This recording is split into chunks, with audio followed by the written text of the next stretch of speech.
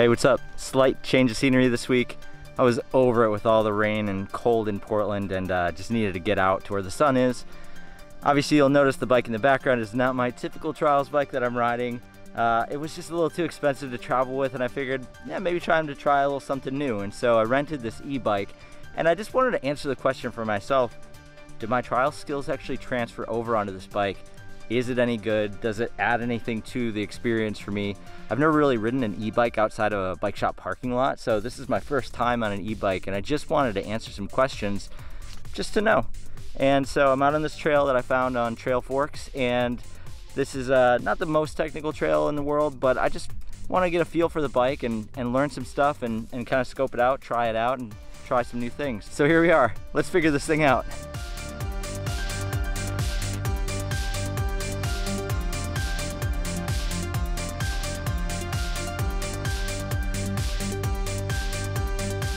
You know, the wildest thing on this ride so far is my front wheel placement is really coming in handy. The bike has given me a little bit more juice in the technical sections where I wouldn't normally be going as fast, and being able to think ahead, have that technical skill from trials riding, and put my front wheel where it needs to be has definitely saved me a few times.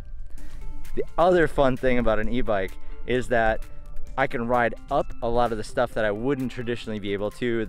Going an uphill pedal into a rock face, there's no way you could do that on a regular bike. So I'm getting a chance to ride all these things that I'd love to do but would never have the momentum to get done.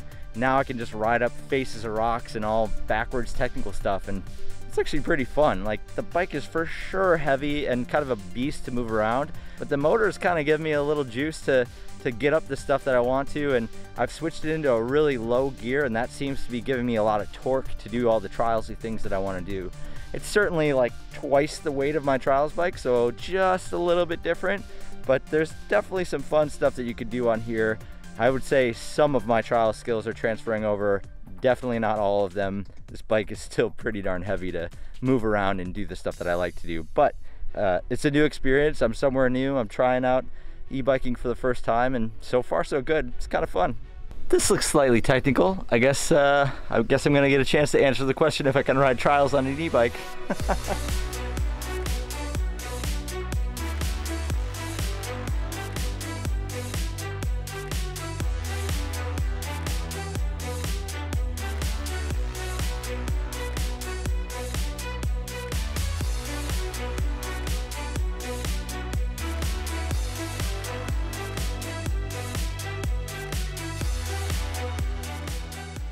Well, we've kind of answered the question, can you do hardcore trials on an e-bike? The answer is sorta. I mean, you could. I wouldn't, but it is possible. I had it in like the lowest gear and I was getting just a little bit of torque out of the pedal kicks.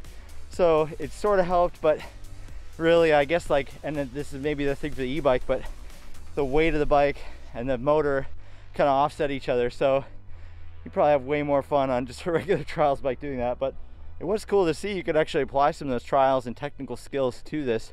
And I made it through this little section I made for myself, so I'm gonna count it. So I've answered the question here. Does my trials riding technique transfer over to the e-bike? And there are 3 individual skills that are super helpful when it comes to riding an e-bike, especially for the first time. I'm gonna show you what I mean. I'm not gonna do the full tutorial, but I'm gonna give you some of the nuances that apply to the e-bike, and I'll link above if you wanna utilize the original tutorial. The first is the track stand.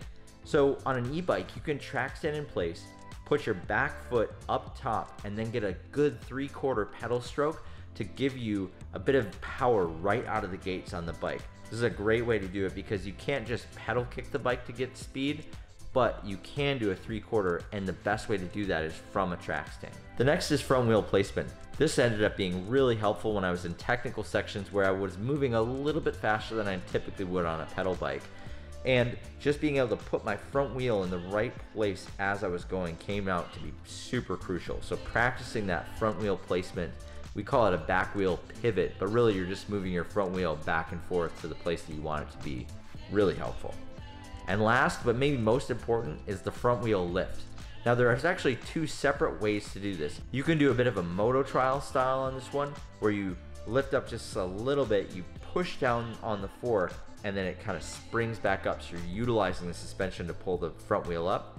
And the other method to do this is to kind of weight the front end, unweight your back wheel, and then really pull it back and lean back.